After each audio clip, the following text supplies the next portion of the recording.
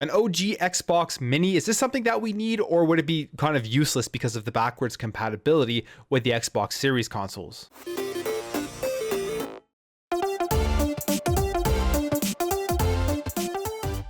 Seamus Blackley made some waves on Twitter talking about the potential of an OG Xbox and what people would think if they were to release one in this form factor. Now, before we get into this any further, if you are new here and you enjoy what you see throughout this video, you think it's entertaining and informative, I'd really appreciate you hitting that subscribe button to help this channel grow, and we can have some great conversations in the comments below. So for those who don't know, Seamus Blackley is the original Xbox creator and designer, and he posted this tweet asking if there was a device that looked like this that streamed and played OG Xbox games only, would you desire it? Asking for a friend. Now, this could simply just be for his own entertainment, and there may not be anything coming out of this, but mini consoles, classic consoles, have been pretty popular over the past couple of years. I kind of think right now that ship has sailed. People aren't that interested in it. We've seen the Super Nintendo, we've seen the NES, we've seen the Sega Genesis, we've even seen stuff like the TurboGrafx Mini. I think there's also like a Commodore 64 Mini, and then we've seen the worst one of them all and had the least positive reviews and reactions, which was the PlayStation 1 Mini. I mean, personally, I kind of like the minis, but more so for a collector side of things. I haven't really put that much time into them, but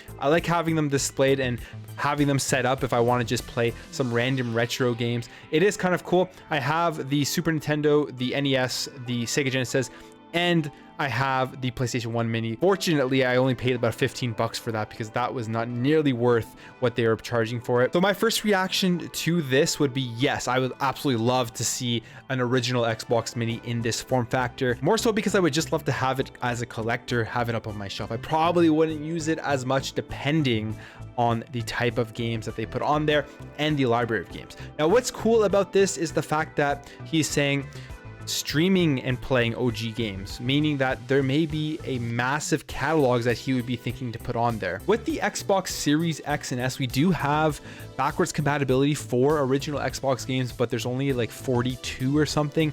It is a relatively small catalog, and I would love to see a lot more games on here. Stuff like Blinks 2, the first one's here, but I would love to see the second one, some Tony Hawk games on there, the Time Splitters games, Chronicles of Riddick, an awesome underrated game that a lot of people don't really know about or don't play. I actually have the original copy on my shelf, and that'd be really cool if that was in there. The Oddworld game. There's a lot of stuff that they could definitely add for original Xbox games onto the backwards compatibility. Now, another game that I've always thought would be really cool to have in backwards compatibility would be Stubbs the Zombie, and fortunately this also got announced on the same day as that tweet from Seamus, was that they are actually bringing this game back to the Xbox in March with achievements. Now, it's going to be a port from developer Asper Media, who recently did the port for Star Wars Episode 1 Racer. Now, I remember playing Star Wars Episode 1 Racer when it originally came out on PC.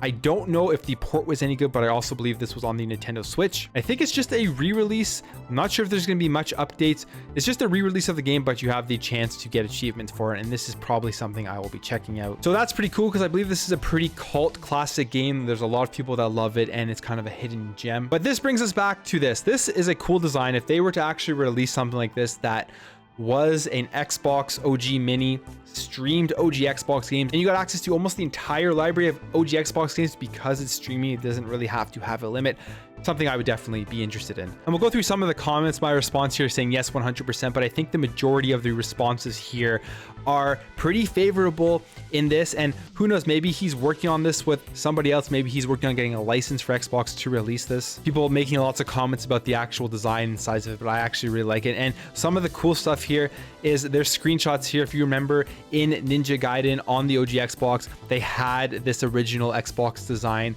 in the game, which is really cool. This person here says, depends on if the streaming actually worked well with my internet. Also, of course, the price tag. I'd prefer something that didn't stream and just had the games in storage or available to download. And honestly, I kind of agree with that.